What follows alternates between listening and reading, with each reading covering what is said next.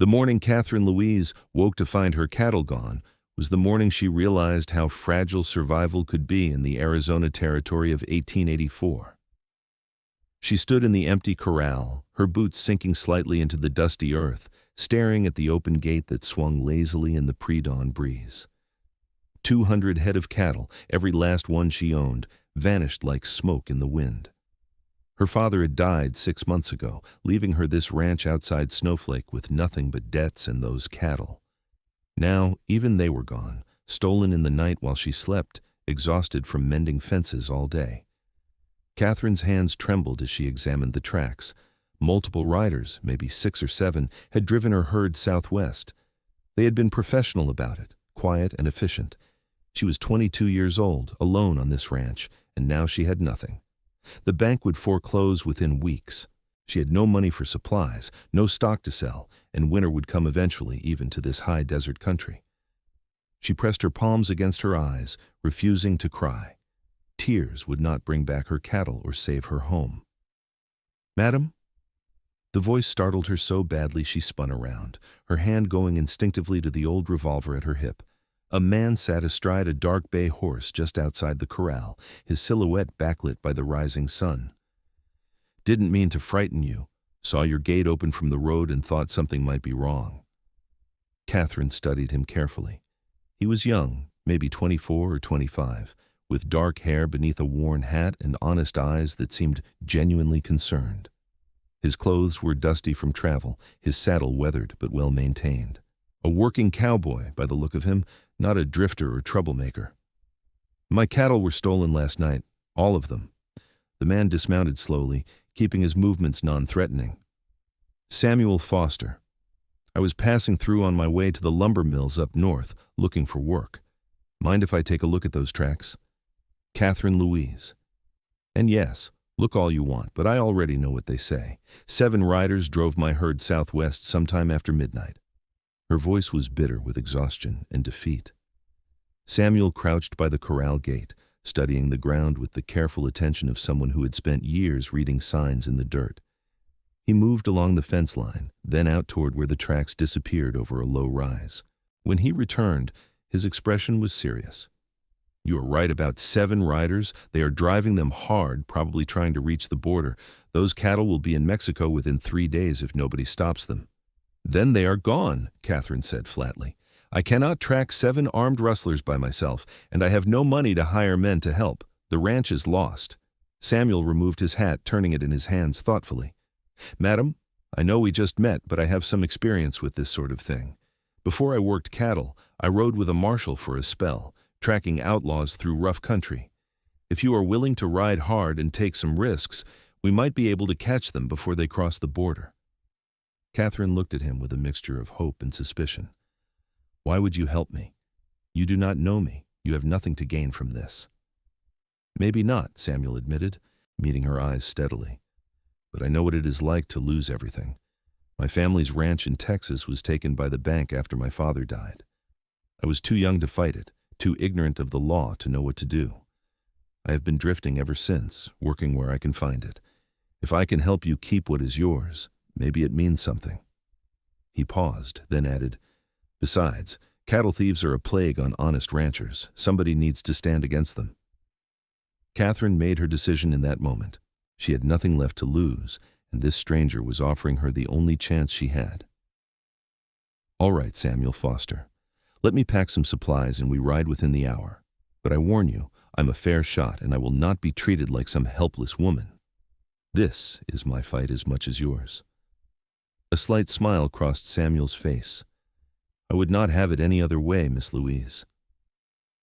They rode out as the sun climbed higher, turning the high desert landscape into a study of reds and browns beneath an impossibly blue sky. Katherine had packed light: bedrolls, canteens, dried beef, hardtack, ammunition, and little else. Every minute counted if they hoped to catch the rustlers before the trail went cold, or the border put the thieves beyond reach.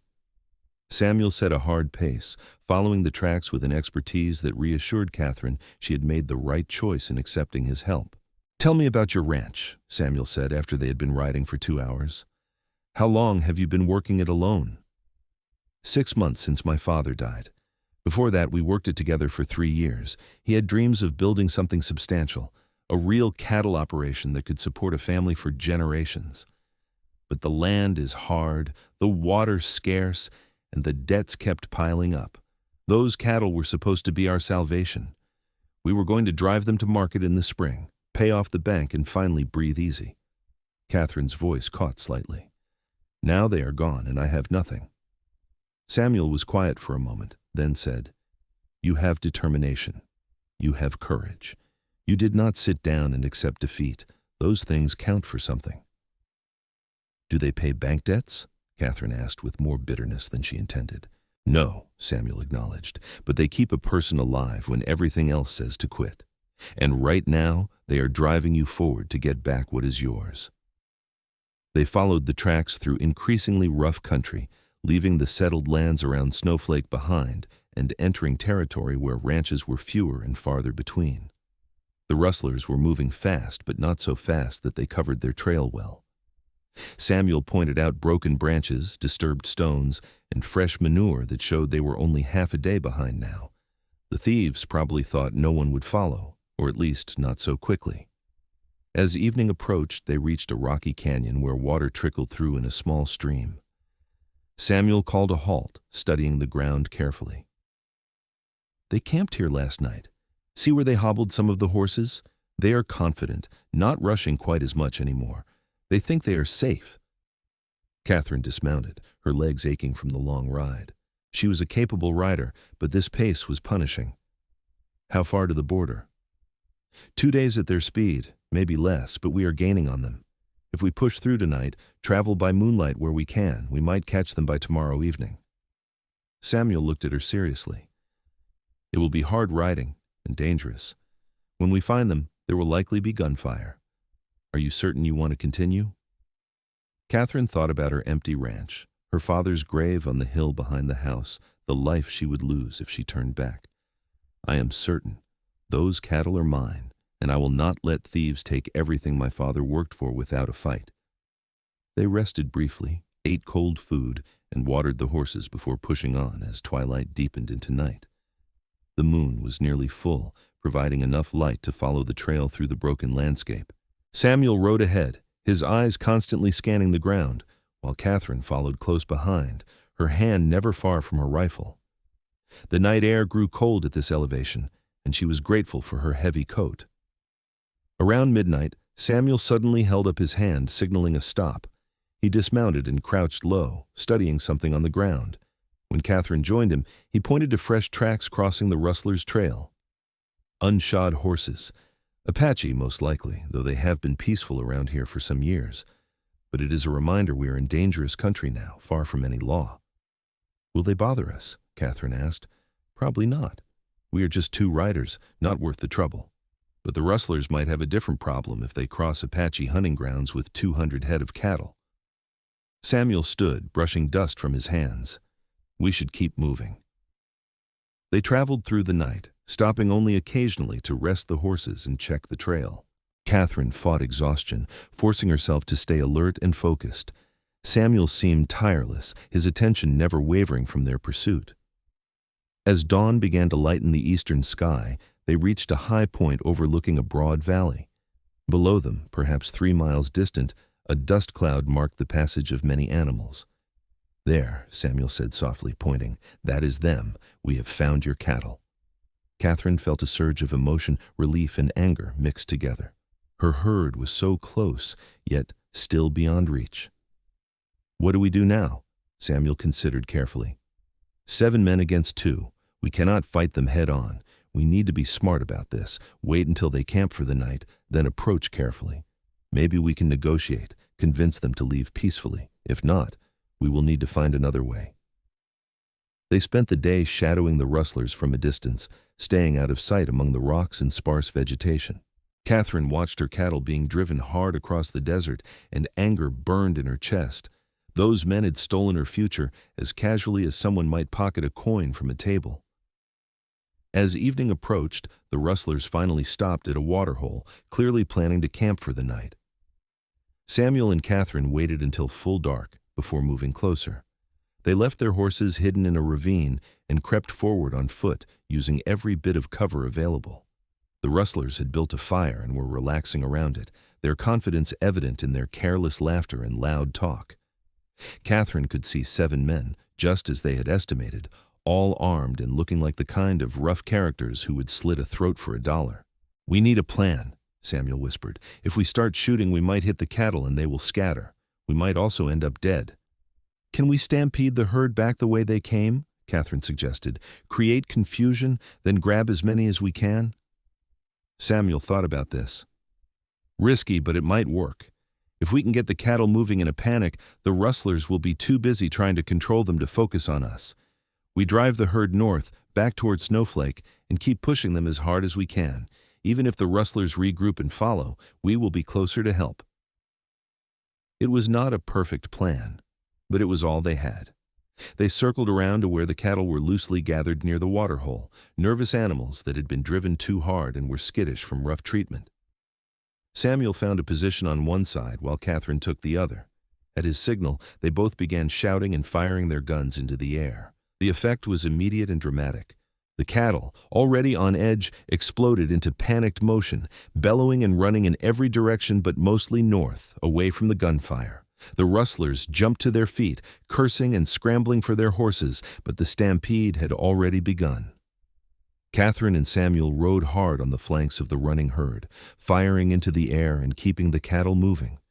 Bullets whined past Katherine's head as the rustlers began shooting in their direction, but in the darkness and confusion, accurate shooting was nearly impossible. She leaned low over her horse's neck, trusting the animal's instincts to avoid holes and obstacles, and kept driving the cattle forward. Beside her, Samuel was doing the same, his dark shape barely visible in the night. They ran for miles, the thunder of hooves drowning out all other sound. Gradually, the cattle began to slow, their initial panic fading into exhausted momentum. Katherine risked a glance backward and saw the lights of the rustlers' camp now far behind. They had done it, or at least the first part. They had reclaimed her herd. "Keep them moving," Samuel shouted over the noise. "We need distance before they can regroup." They drove the cattle through the rest of the night, a brutal forced march that left both riders and animals exhausted.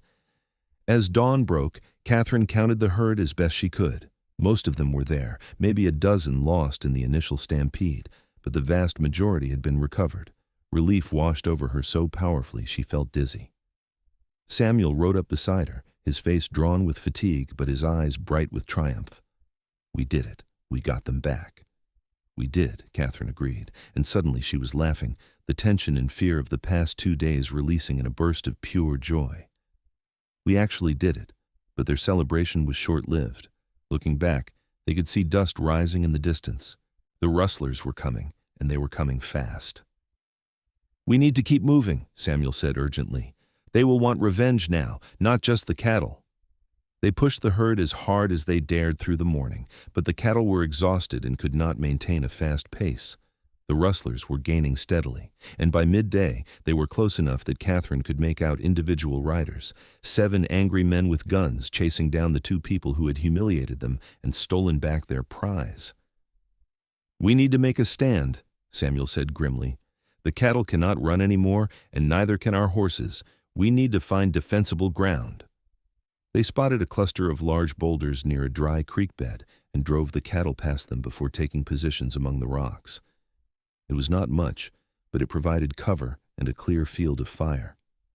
Katherine checked her rifle and revolver, making sure both were loaded and ready. Her heart was pounding, but her hands were steady. This was her land, her cattle, her life. She would defend it. The rustlers approached cautiously, spreading out as they realized their quarry had stopped running. One of them, a big man with a scarred face, called out, "You 2 are dead. Those cattle are ours now, bought and paid for. You are just thieves." "Liars!" Katherine shouted back. "You stole them from my ranch 2 nights ago. They are mine, and I have the brands to prove it." "Does not matter out here," the scarred man replied. "There is no law, just whoever is strong enough to take what they want, and there are 7 of us and 2 of you. Give up now, and we might let you live." Samuel's voice was calm but carried across the distance. "You will have to come take them, and some of you will not ride away." For a long moment there was tense silence. Then the rustlers opened fire, bullets ricocheting off the rocks around Katherine and Samuel. They returned fire carefully, making every shot count. Katherine saw one rustler fall from his horse, clutching his shoulder. Samuel's rifle cracked beside her, and another man went down. But the rustlers were spreading out, trying to flank their position. Samuel touched Katherine's arm and pointed. 3 of them are circling around. We cannot defend all sides. Katherine's mind raced. They could not hold this position much longer, but they had nowhere to run. Then she heard something, a sound like distant thunder. She looked up and saw riders approaching from the north, at least a dozen men riding hard toward the sound of gunfire. "Riders coming," she called to Samuel. The rustlers had seen them too and were suddenly uncertain. The newcomers wore no uniforms but rode with purpose, and as they got closer, Katherine recognized the lead rider as Jacob Winters, a rancher from near Snowflake who had been a friend of her father's. Jacob and his men swept into the fight with overwhelming force, surrounding the rustlers and ending the conflict almost before it began. The remaining rustlers threw down their weapons, recognizing that their odds had just become hopeless. Jacob dismounted and strode over to where Katherine and Samuel were emerging from the rocks. "Katherine, we heard about your cattle being stolen," Jacob said. "Took me a day to gather men willing to ride out after them. Looks like you did not wait for help." "I could not afford to wait," Katherine said, suddenly feeling the full weight of exhaustion settling over her. "Mr. Winters, this is Samuel Foster. He helped me track them down and get them back. I would not have survived without him." Jacob looked Samuel over with an appraising eye. "You did good work, son. These are the Brennan gang, wanted for rustling across 3 territories. There is reward money for them, probably enough to split between you 2 and have something substantial left over." Samuel looked surprised. "Reward money?" $500, Jacob confirmed. "They have been hitting ranches from here to New Mexico. The territorial government wants them stopped." He gestured to his men, who were tying up the captured rustlers. "We will take them back to Snowflake. See justice done. You 2 look like you could use rest and a hot meal." The journey back to Snowflake took 3 days, driving the exhausted cattle at a gentle pace that allowed them to recover. Katherine rode beside Samuel most of the way, and they talked about everything. Their lives, their dreams, the harsh realities of surviving in the territory. She learned that Samuel had been drifting for 5 years since losing his family's ranch, never staying anywhere long, never letting himself get attached to a place or people. "Why not?" Katherine asked. "Do you not want a home again?" Samuel was quiet for a long time. "I suppose I'm afraid. Afraid of building something and losing it again. Afraid of caring and having it torn away. It is easier to keep moving, never settling down." "That sounds lonely," Katherine said softly. "It is," Samuel admitted, "but it is safe. No one can take from you what you do not have." Katherine understood that fear all too well. She'd been terrified these past months, working alone, trying to hold on to her father's dream while everything seemed determined to slip through her fingers. But she had fought for it, risked everything to get her cattle back, because the alternative was giving up and drifting like Samuel. Safety is not the same as living. Sometimes you have to risk everything for the chance at something real. Samuel looked at her with an expression she could not quite read. "Is that what you did? Risked everything?" "Yes. And I would do it again." She paused, then added, "You risked everything too, helping me. You could have been killed. Why did you really do it?" Samuel considered his answer carefully. "Because when I saw you standing in that corral, looking at those empty gates, I saw someone who was not going to give up, someone who still had fight in them despite everything. I wanted to help that person. Maybe I needed to help that person to prove to myself that not every fight is lost before it starts." They rode in comfortable silence after that, and Katherine realized something had shifted between them. They had been strangers 3 days ago, and now they were partners who had faced danger together and survived. More than that, she found herself drawn to Samuel, to his quiet strength and honest eyes, to the way he listened when she talked and did not try to make decisions for her. When they finally reached Katherine's ranch, Jacob and his men helped drive the cattle into the corral and repair the gate properly. The reward money was delivered by the local marshal, who was pleased to have the Brennan gang behind bars.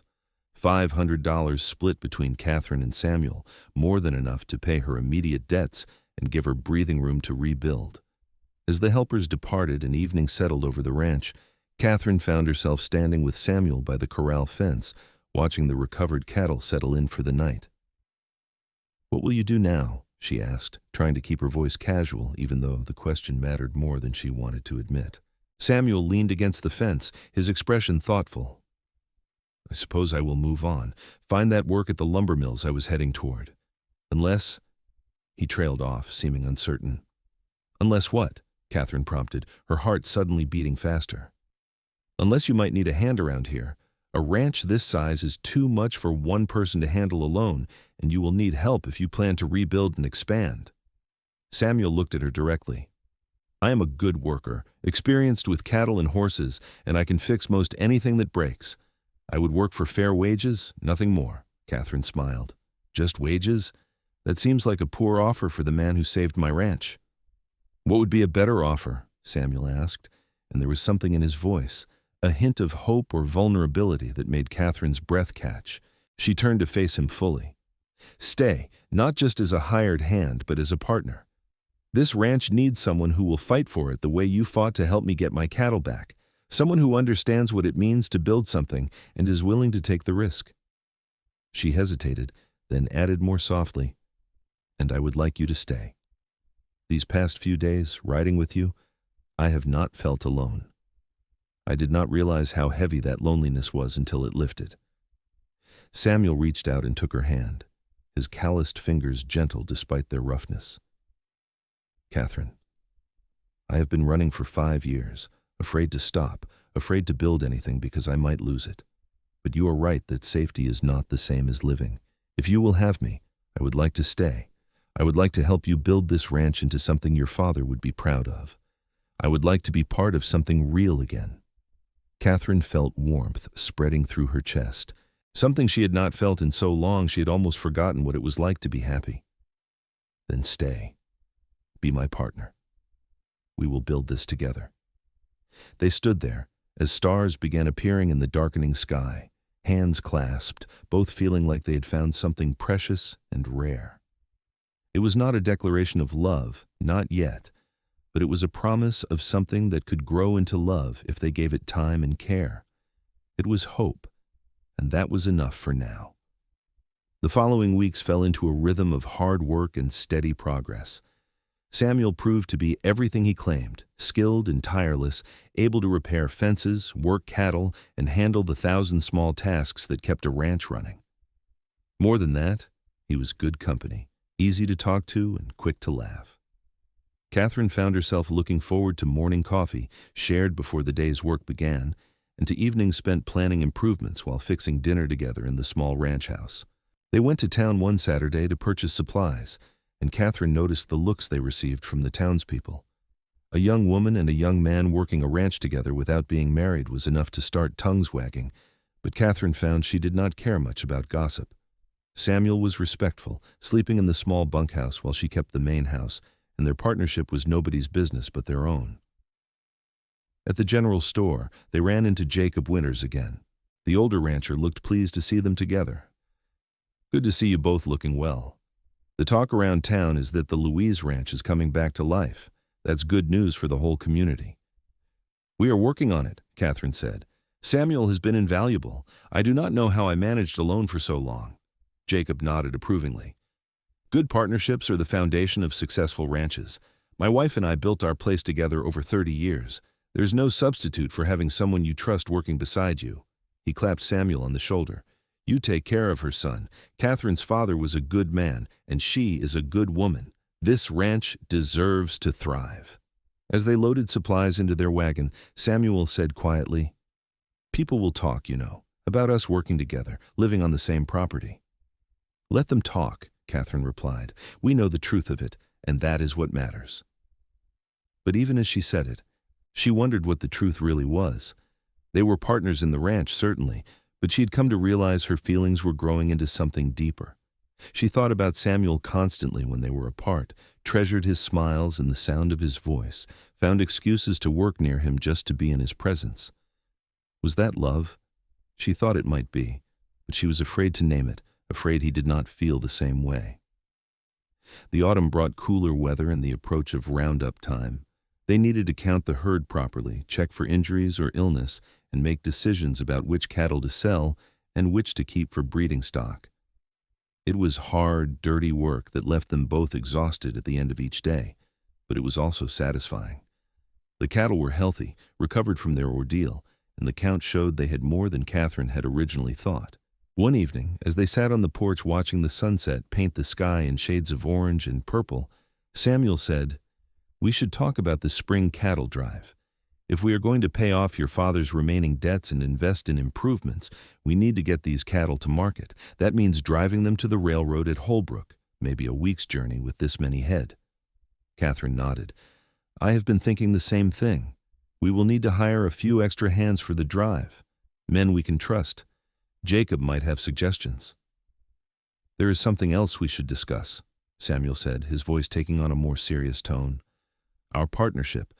We have been working together for 3 months now, and it has been good. Better than good. But we never formalized anything. If something happened to you, I would have no legal claim to this ranch or the work I have put into it. And if something happened to me, you would have no obligation to my share of what we have built." Katherine felt her stomach tighten. Was he asking to make their partnership official through a business contract? Or was he suggesting something else? "What are you proposing?" Samuel turned to face her, and in the fading light, his eyes were earnest and vulnerable. "Katherine, these have been the best 3 months of my life. Not just because we have accomplished so much with the ranch, but because I have been working beside someone I admire and respect, someone I have come to care for deeply. I think you know I am not just talking about business partnership anymore." Katherine's heart was racing. "What are you talking about then?" "I'm talking about you and me, about how I feel when I see you first thing in the morning, and how I think about you last thing at night. I'm talking about how I have fallen in love with you, Katherine Louise, and how I hope you might feel something similar for me." Samuel took her hand, his thumb tracing gentle circles on her palm. "I know we have not known each other long, and I know I am just a drifting cowboy without much to offer, except hard work and a willing heart. But if you would have me, I would like to make our partnership permanent in every way. I would like to marry you, if you will have me." Katherine felt tears prick her eyes, but they were tears of joy. "You think you have little to offer? Samuel, you saved my ranch, my life, my future.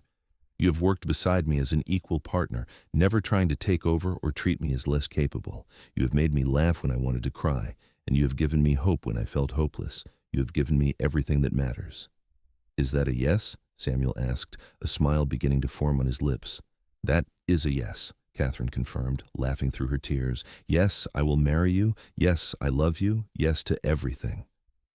Samuel pulled her close and kissed her, gentle at first and then deeper as she responded, her arms wrapping around his neck. It was her first real kiss, and it felt like coming home after a long journey. When they finally pulled apart, both breathless and smiling, the stars had begun to appear overhead. They were married in Snowflake a month later, in a simple ceremony at the small church with Jacob Winters standing as witness and half the town in attendance. Katherine wore a dress that had belonged to her mother, preserved carefully for years, and Samuel bought a new suit that he swore he would only wear on the most special occasions. The minister spoke about partnership and commitment, about two people becoming one while remaining themselves, and Katherine felt the words settle into her heart like a blessing. The wedding celebration afterward was held at the ranch, with neighbors bringing food and drink, music played on fiddles and guitars, and dancing that lasted until well past midnight. Katherine danced with her new husband under the stars, feeling happier than she had thought possible. This man who had been a stranger just 4 months ago was now her partner in every sense, her companion and confidant, the person she trusted above all others. Their wedding night was tender and sweet, both of them nervous but eager, learning each other with gentle touches and whispered words. Samuel was patient and kind, making sure Katherine felt safe and cherished, and she responded with an openness that surprised herself. They lay together afterward, tangled in blankets, talking softly about their plans and dreams. "We are going to make this ranch something special," Samuel said, stroking her hair. "Not just for us, but for our children someday. We will build something that lasts." "Children," Katherine repeated, the word feeling strange but wonderful on her tongue. "I would like that. A family, a real family working this land together. "How many children do you want?" Samuel asked, amusement in his voice. Katherine laughed. "I do not know. As many as we are blessed with, I suppose. But not all at once. Let us take our time and do things properly." Winter came to the high desert country, bringing cold nights and occasional snow that dusted the red rocks with white. Katherine and Samuel spent the season making improvements to the ranch, repairing buildings, building new corrals, and planning for the spring cattle drive. They worked side by side through everything, their partnership strengthened by love and commitment. In the evenings, they would sit by the fire in the ranch house, Katherine sometimes reading aloud from books while Samuel worked on leather repairs or whittled small wooden figures. They talked about everything and nothing, learning each other's stories, sharing memories of childhoods and dreams for the future. Katherine told him about her father, about the man who had brought her to this territory as a girl and taught her to love the land despite its harshness. Samuel shared stories of his own family, the loss that had set him drifting, and how he had never expected to find a home again until he met her. "Do you ever regret it?" Katherine asked one night, "stopping that day instead of continuing to the lumber mills?" Samuel looked at her with such love that it took her breath away. "Not for a single moment. That day was the luckiest day of my life. I found everything I did not know I was looking for." Spring arrived, with wildflowers blooming across the desert and new calves being born. Katherine and Samuel worked around the clock during calving season, helping difficult births, protecting newborns from predators, and marking the new additions to their herd. It was exhausting work, but deeply satisfying. Each calf represented hope, growth, and the future they were building together. As Roundup approached, they hired 3 experienced cowboys to help with the cattle drive to Holbrook. The drive itself was long and challenging, pushing several hundred head of cattle across rough country while dealing with river crossings, potential stampedes, and the constant vigilance required to keep predators away. But Samuel's experience showed through, and his leadership kept everything running smoothly. Katherine rode beside him the entire way, proving herself as capable as any of the hired men. When they reached Holbrook and sold the cattle, the profit was substantial, more than Katherine had dared hope. After paying the hired hands and covering expenses, they had enough to pay off the last of her father's debts and still have money left for improvements and operating capital. Standing at the telegraph office where they wired payment to the bank, Katherine felt a weight lift from her shoulders that she had been carrying for years. "It is done," she said to Samuel. "The ranch is ours, free and clear. We own it outright." Samuel took her hand. "We did it. Together." They celebrated that night at a hotel in Holbrook, enjoying a luxury meal and a soft bed, grateful for a brief respite from life on the trail. In their room afterward, Samuel presented Katherine with a gift, a delicate silver necklace he had purchased from a jeweler in town. "I know we spent our money wisely on the ranch," he said as he fastened it around her neck, "but I wanted you to have something beautiful, something that reminds you how much I love you." Katherine touched the necklace, tears in her eyes. "It is perfect. You are perfect. I do not know what I did to deserve you." "You fought for what was yours," Samuel said simply. "You showed courage when it would have been easier to give up. You took a chance on a drifting cowboy and gave him a home. That is what you did to deserve happiness." The journey back to Snowflake was easier without the cattle, and they made good time. As they crested the final rise and saw their ranch spread out below them, both felt a surge of pride and belonging. This was theirs, built through hard work and defended against those who would take it. This was home. The months that followed were filled with steady work and quiet contentment. They expanded the ranch slowly, buying additional land from a neighbor who was moving east, improving their water sources, and building a new barn to replace the old ramshackle structure that had barely been standing. Samuel proved to be an excellent carpenter, and together they created something solid and lasting. In late summer, Katherine began feeling unwell in the mornings, and after a visit to the doctor in town, they received joyful news. She was pregnant, expecting their first child in early spring. Samuel was overwhelmed with happiness and immediately became protective, worried that Katherine was working too hard and might endanger herself or the baby. "I am pregnant, not fragile," Katherine protested when he tried to stop her from riding out to check the cattle. Women have been having babies while working ranches for generations. I will be fine. But she secretly loved his attentiveness, the way he worried and fussed, making sure she ate well and rested when needed. They spent evenings planning for the baby, discussing names and preparing a nursery in the ranch house. Samuel built a beautiful cradle from oak, carving small horses into the headboard as decoration. Winter came again, and Katherine grew large with child. She continued working as much as she could, but eventually had to accept some limitations. Samuel took on more of the physical work, and they hired a temporary hand to help with the heaviest tasks. Despite her discomfort, Katherine was happy, feeling the baby move inside her and imagining the family they were creating. On a cold night in March 1886, Katherine went into labor. Samuel rode frantically to fetch the midwife from town, then paced outside the bedroom while the woman worked with Katherine through the long hours of childbirth. When he finally heard the cry of a newborn baby, he burst through the door, desperate to make sure Katherine was all right. She was exhausted, her hair plastered to her forehead with sweat, but she was smiling as she held a small bundle wrapped in blankets. "Come meet your son," she said softly. Samuel approached almost reverently, looking down at the tiny red face of his newborn child. "A son," he whispered. "We have a son." "What should we name him?" Katherine asked.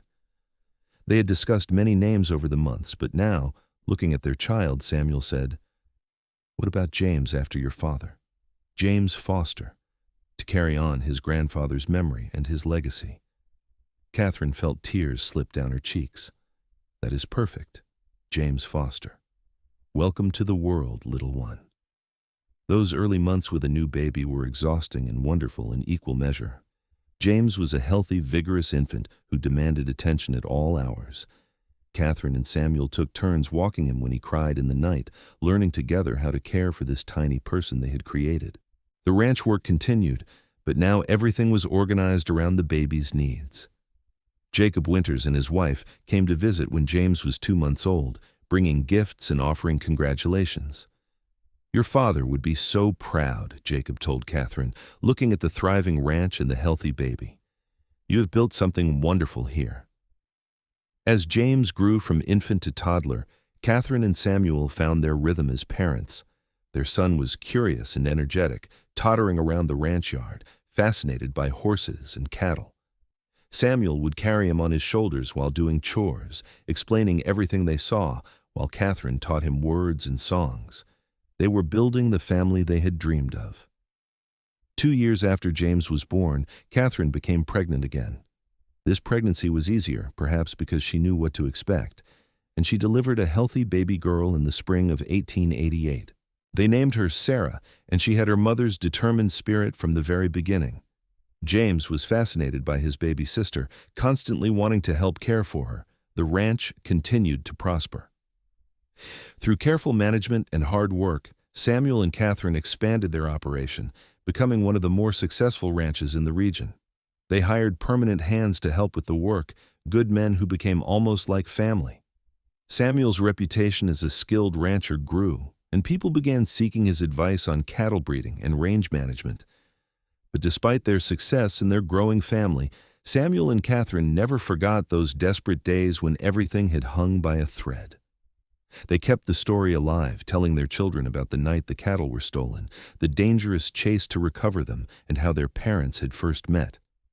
It became a family legend, a reminder of courage and perseverance.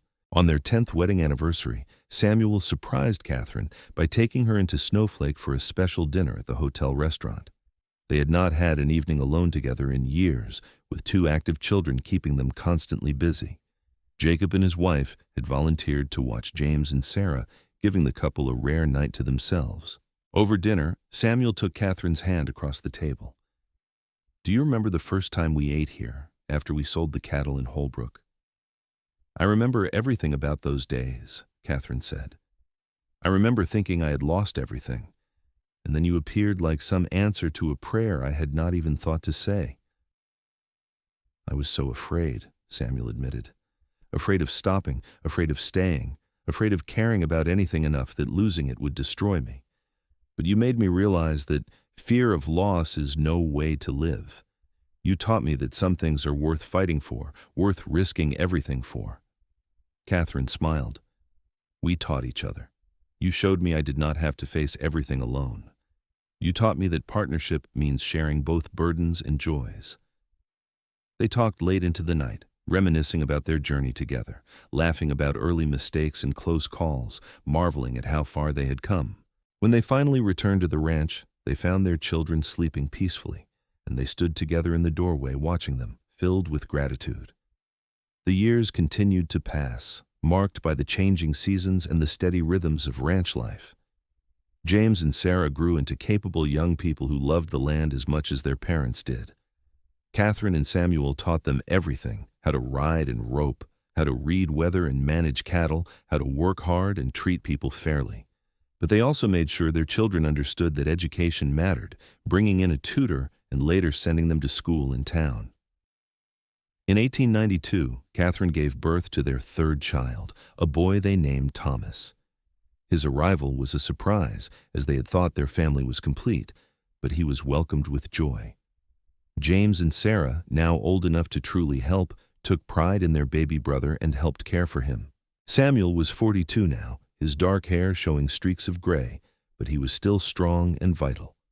Katherine, at 39, had matured from the desperate young woman who had stood alone in an empty corral into a confident rancher and mother. Together, they had built something that exceeded their early dreams. The ranch was prosperous, their children healthy, and their love had only deepened with time. One evening, as they sat on the porch watching the sunset, a familiar sight that never lost its beauty, Katherine said, "Do you ever think about that morning we met? How different things could have been." "All the time," Samuel replied.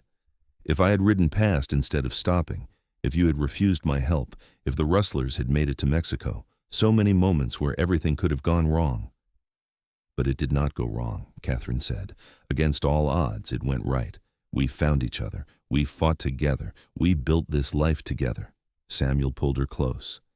"You know what I think? I think we were always meant to find each other. Maybe it was fate, maybe it was luck, maybe it was something else entirely. But I think that morning when I saw you standing in that empty corral, I recognized something. I saw someone who was not going to give up, someone worth fighting beside. I saw my future, even if I did not know it yet." Katherine rested her head on his shoulder. "I saw the same thing in you. A stranger who offered help when he had nothing to gain, someone honest and brave and kind. I took a leap of faith that day, trusting you, and it was the best decision I ever made." They sat in comfortable silence, watching the Arizona sky turn from gold to purple to deep blue as stars emerged. Inside the house, they could hear their children laughing at something, that beautiful sound of young lives full of joy and possibility. The cattle were settled in the corrals, the horses content in the barn, and everything was as it should be. I love you," Samuel said quietly. "I loved you that first day, though I did not understand it yet. I loved you when we were chasing rustlers across the desert. I loved you on our wedding day, and when each of our children was born, and every day in between.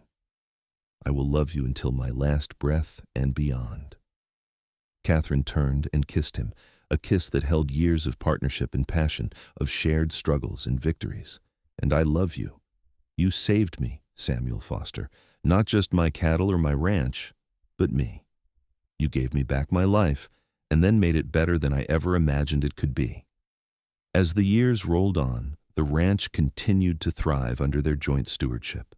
They eventually expanded their operation to include horse breeding, developing a reputation for quality animals that drew buyers from across the territory. James showed particular talent with horses and began taking over that aspect of the business as he grew older. Sarah proved to have a head for numbers and helped manage the ranch's finances, while young Thomas showed signs of becoming as skilled a cowboy as his father. Samuel and Katherine grew older together, their bodies showing the wear of hard work and desert sun, but their spirits remained strong. They never lost the sense of gratitude for what they had built, never took for granted the life they shared.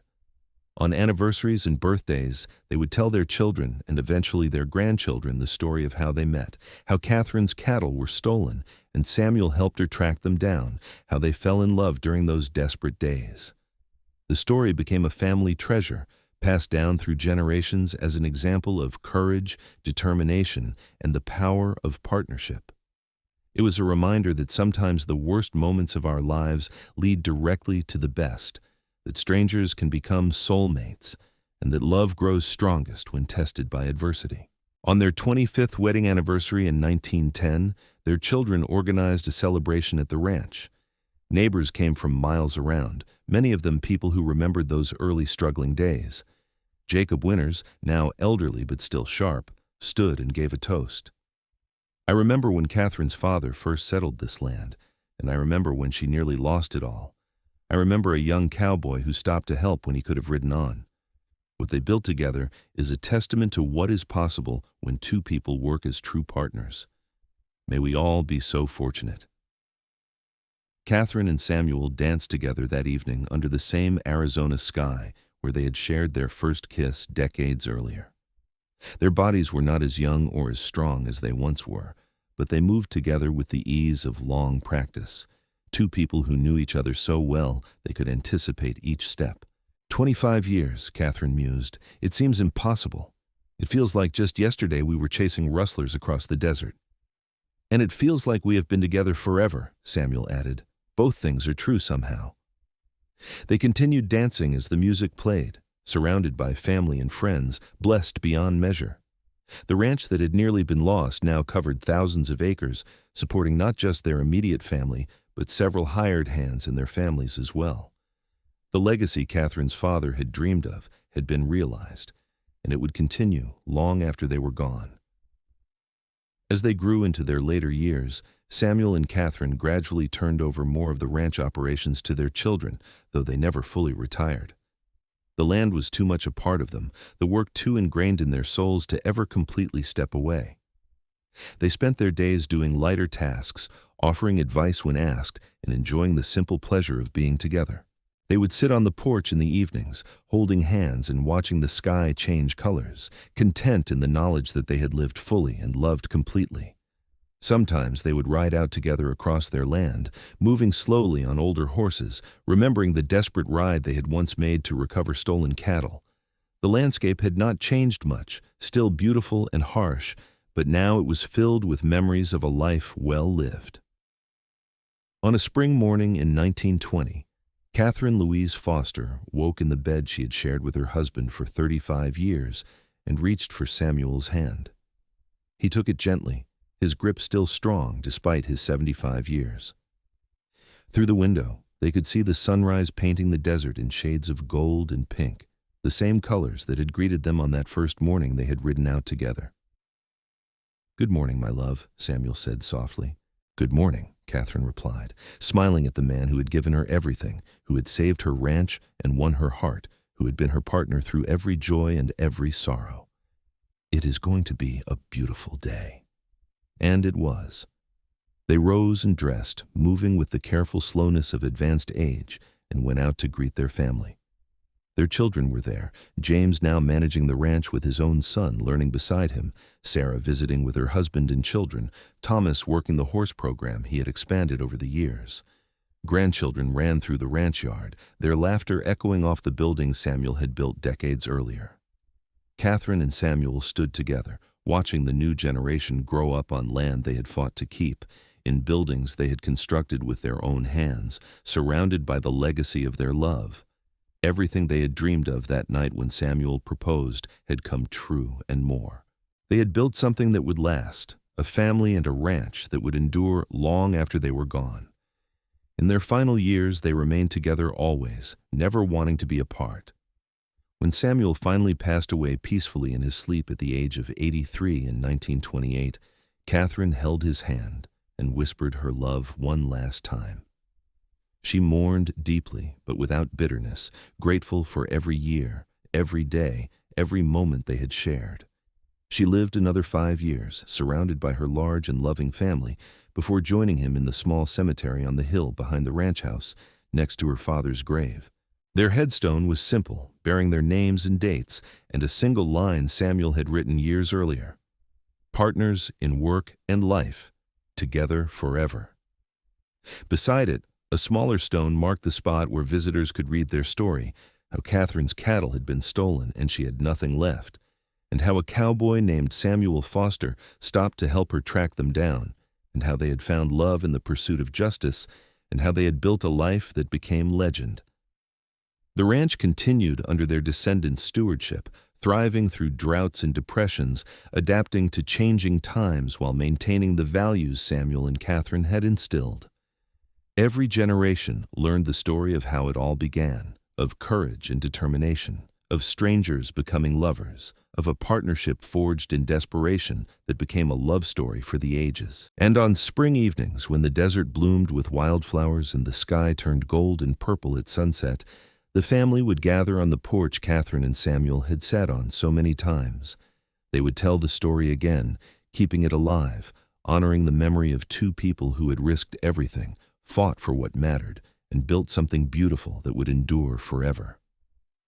The story of Katherine Louise and Samuel Foster, whose love began with stolen cattle and a desperate chase, and who proved that sometimes the worst day of your life leads directly to the best, if you are brave enough to accept help from a stranger who becomes your everything.